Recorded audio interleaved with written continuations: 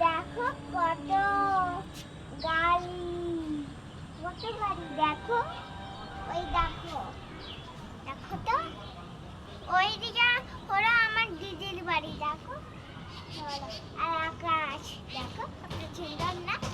দিদির ওপর দিয়ে লোকজন যাচ্ছে আর যাচ্ছে না কোথায় যে লোকজন চলে গেছে, দেখো চলে গেছে ওই তো লোকজন।